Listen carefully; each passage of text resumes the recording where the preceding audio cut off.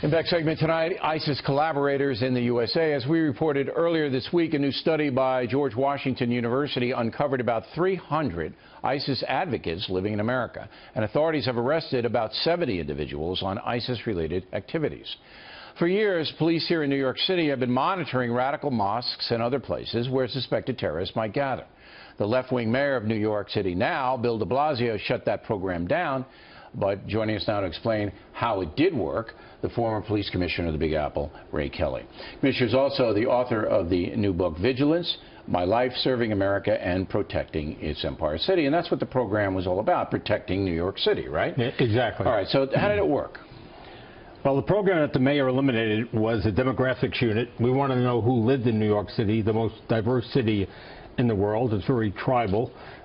We knew that, for instance, suicide bombers were going from one town in Libya into Iraq in 2003. So we wanted to know in a more granular fashion who was in New York City. Perfectly legal.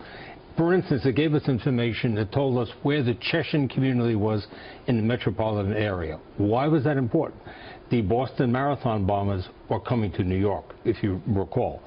They told the individual who they hijacked the car from that they were coming to New York. Right. We knew. And they were Chechens. They were Chechens. Right. So we knew where they might arrive. They might go. So that sort of information is helpful. So you called it the demographic unit. Right. And this was basically compiling information about where certain groups of people were living. Right. Right? Totally in public. It wasn't surreptitious. We had police officers in civilian clothes.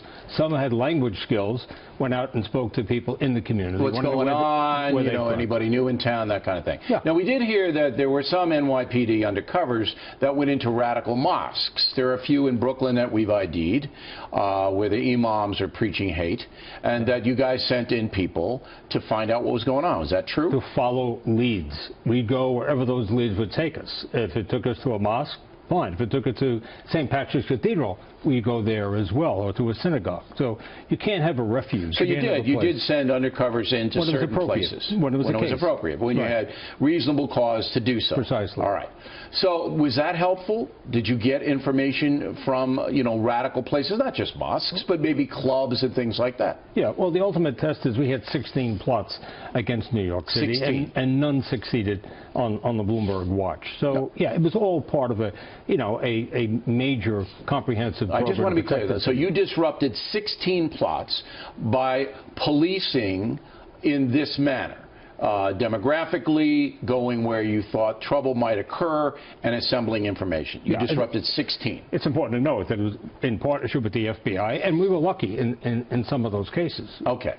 So the new mayor comes in, and he's a very liberal guy, and he says, no, this is profiling, and we're not going to do this anymore. And what is your response to that? It was inappropriate, perfectly legal. There was no reason to eliminate it. But he's grandstanding. We changed the name to it.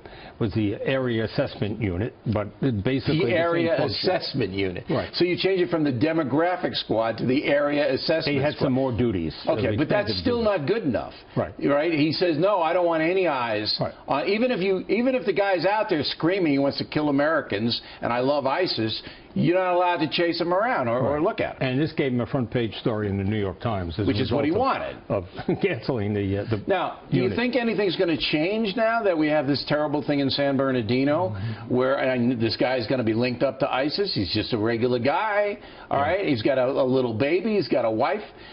You think de Blasio is going to wise up and the other people will wise up? I don't know. It is very challenging to identify someone like this. We'll see how much information he has on on his computer, who he's talking to. But I'm talking about the political mindset. Is it going to change? We can only hope. I don't know. As enough pressure is put on, we'll see. But New York is the #1 target in America. That's the consensus of the intelligence community.